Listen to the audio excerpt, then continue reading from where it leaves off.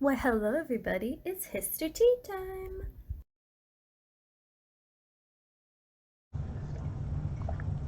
Oh my god. Hello. Welcome back. Okay, so we picked up with 1942 to 1945, or we're going to pick up with that today. So, just a refresher, right? From 1939 to 42, the Axis powers were totally dominating all over Africa, or North Africa and Europe, and then Asia, of course. And Germany used the whole blitzkrieg tactic to dominate everything with their air force, their artillery, their soldiers, their tank, everything. England was wounded from German attacks in the Battle of Britain, and then Hitler broke the Nazi-Soviet non-aggression pact and marched into Russia. Now, this is important. The German and Italian armies dominated northern Africa, and they threatened the Suez Canal and the oil fields in the Middle East. This was very, very bad, because this is pretty much all of the supply routes. The Japanese dominated Asia, crippled the U.S. Navy after the Pearl Harbor attack, and seized most of the western colonies in the Pacific, which is no small feat at all.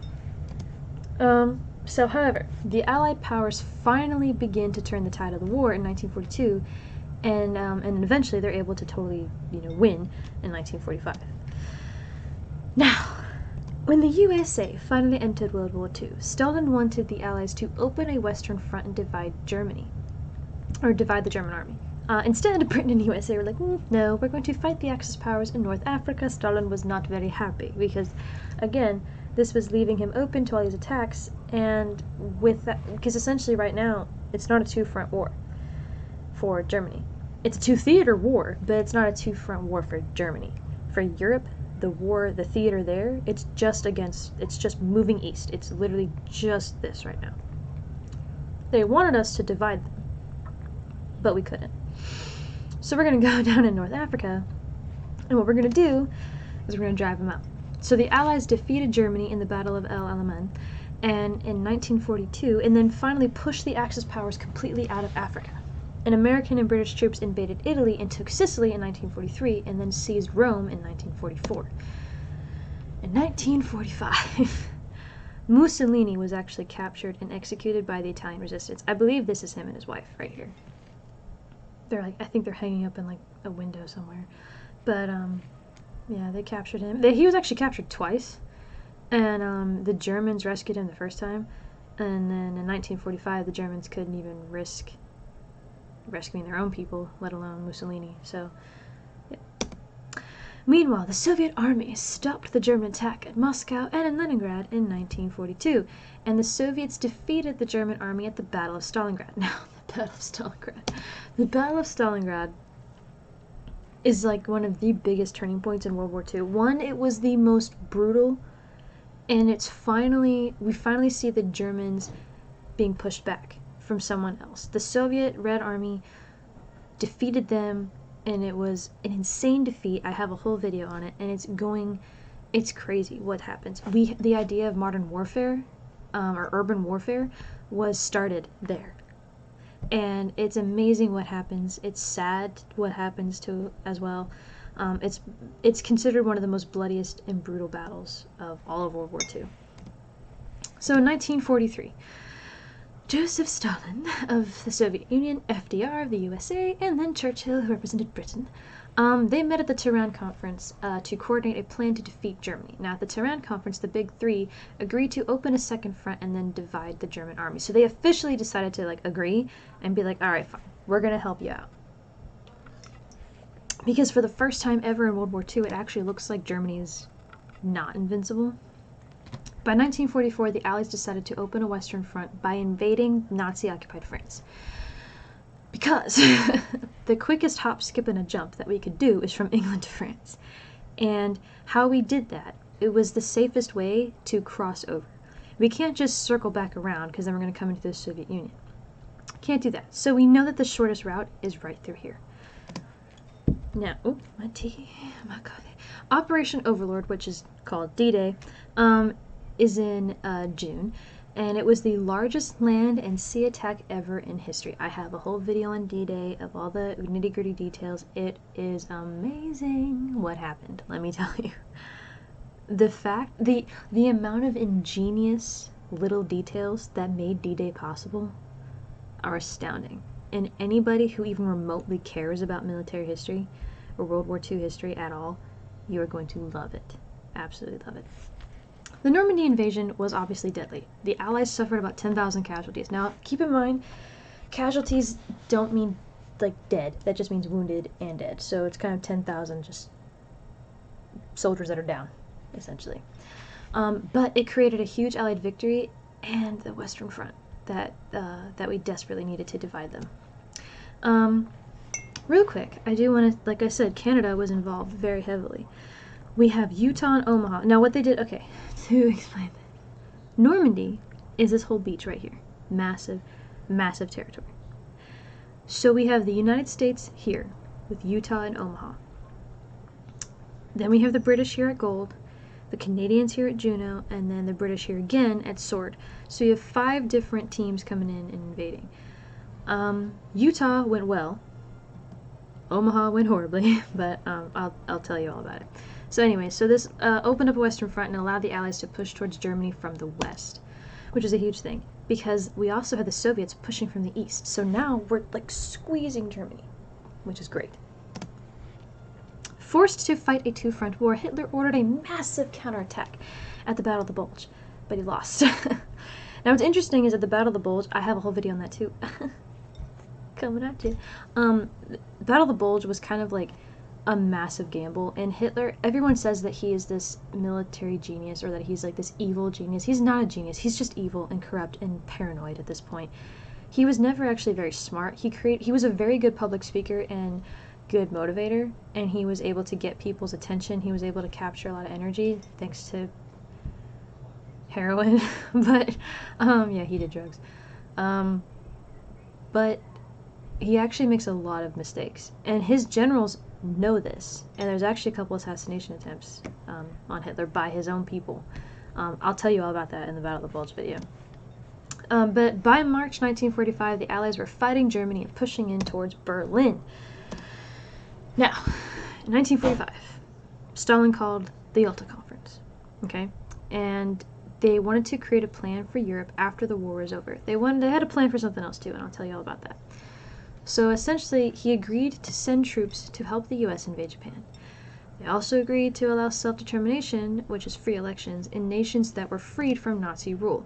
They agreed to occupy Germany after the war, which were still there. Like some of the biggest American bases in Europe, like the biggest one I think is Germany. We get sent there all the time. They agreed to create and join a United Nations. Now finally the United States was going to join this. They weren't just going to be part of it, make it, and then like leave it. No.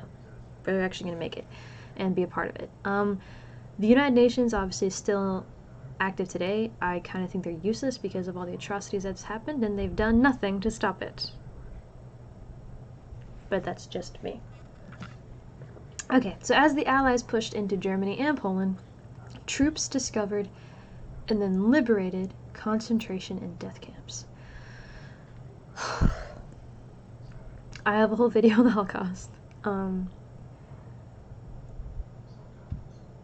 This is horrible. I mean, the absolute atrocities committed by the Nazis towards towards the Jews, towards homosexuals, towards literally anybody that wasn't German, and prisoners of wars, habitual criminals, people that were labeled mentally ill. I mean, it's disgusting. It's sickening. I actually got emotional just putting together the PowerPoint for the Holocaust because it's so sad. And when you see footage of it, because Eisenhower, when they went in and liberated, Eisenhower, I think, was there when they liberated Buchenwald. But the Soviets were the ones that actually pushed in and were liberating a lot of them. And then we pushed in from the West, and they were able to liberate a lot of these. The ones that have these yellow circles, those are concentration camps. Those are like the labor camps. And then we have these red diamond ones right here. These are strictly extermination/death camps. Meaning, as soon as you got off the train, you were marching to like an oven or a gas chamber, or you're gonna be shot, like who knows, but you were going to die. There was no working and possibly like waiting things out. There was death. That was all that awaited you. And then we have combination camps like Auschwitz and Majdanek. And these were a combination of extermination and concentration camps. Here is, I believe, this is Auschwitz. This is when they were liberated. Like I said, I have more pictures. I have lots of footage for the Holocaust stuff, and I'm actually part of the Holocaust Museum, so there's a lot of cool stuff that you can see there, and it's very important.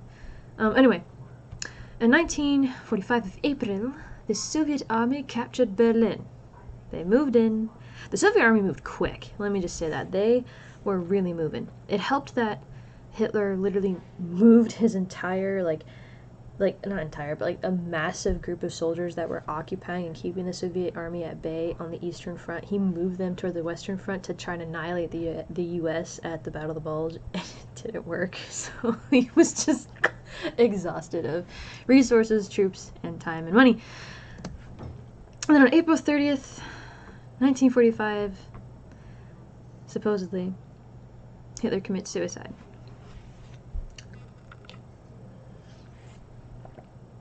I don't believe that. Okay. But anyway, on May 9th, 1945, the German government signed an unconditional surrender to the Allies. And the world celebrated VE Day, which is Victory in Europe, which is a huge deal. The war in Europe is over. That's awesome. That means things were coming to an end.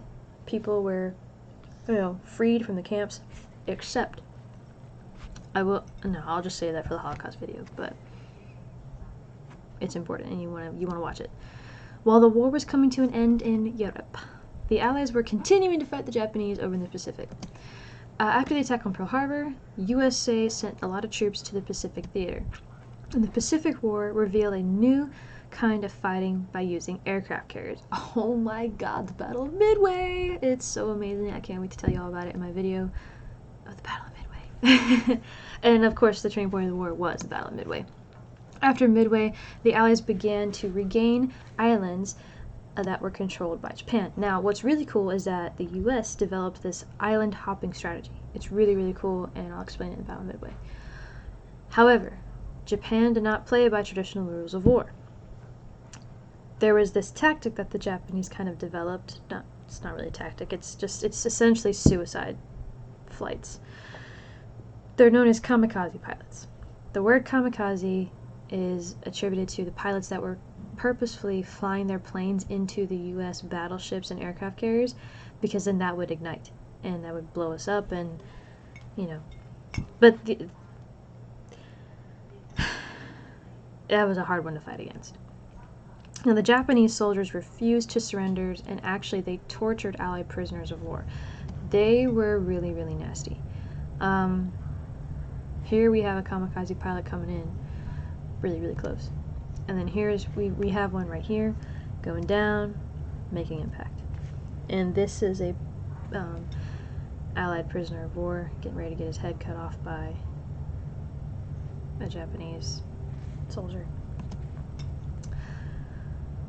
The problem for the Allies was the time and troops it would cost to retake the thousands of islands that the Japanese controlled in the Pacific. And the fight for Guadalcanal took about 6 months and cost 25,000 Japanese lives and then 2,000 US lives. All lives matter. They're just swayed by politics at the time. So it's unfortunate, but that's 27,000 lives cost right there within 6 months. The US developed an island hopping strategy to skip the heavily defended islands and then seize the islands close to Japan. So from 1943 to 45, the Allies were actually able to take back the Philippines and were moving in on Japan. On 1945, the Allies won the islands of Iwo Jima and Okinawa. And from these islands, the US began firebombing cities of Japan. This is the US planes dropping loads and loads of bombs. This is an aerial view of Tokyo on fire during the bombings. These are the victims. It was awful. Just burnt to a crisp.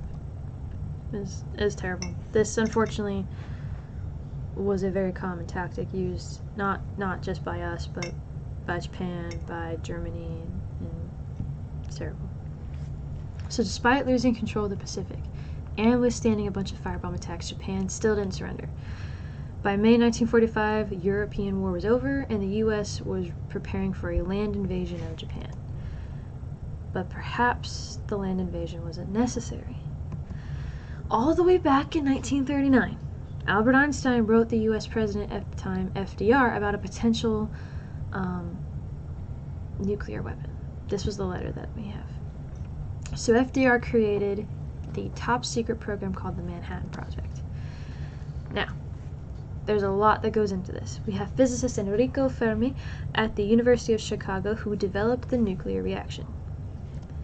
Then we have the nuclear plant in Hanford, Washington, where the plutonium was developed. And then we have the bomb that was actually constructed in a secret city in Oak Ridge, Tennessee. And then in 1945 of July, the bomb was successfully tested at the Los Alamos, New Mexico, during Project Trinity. This is what it looks like. And that's just the beginning of it. Now, once FDR died, his vice president, Harry Truman, takes over, and he had to decide how to end the war in the Pacific quickly, because at this point, the Allies were exhausted. So he's like, why land invade when we can just annihilate? So in 1945, the Big Three met again at the Potsdam Conference to discuss the end of World War II. Truman learned that the atomic bomb was ready and then issued the Potsdam Declaration to Japan. Essentially, it's an ultimatum. He's pretty much saying surrender or you're going to face total destruction. When Japan refused to surrender, Truman ordered the bombing of Hiroshima on August 6, 1945. 3 days later, Japan still didn't surrender, so the second atomic bomb was dropped on Nagasaki.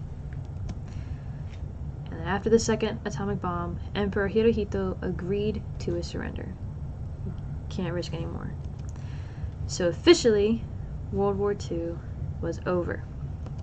So some of the interesting things that came about this, the whole idea of crimes against humanity, that charge, wasn't even a thing until it was discovered what happened with the Holocaust. So a lot of the Nazis said that they weren't at fault for the deaths because they were only following orders. Well, let me tell you how wrong they were.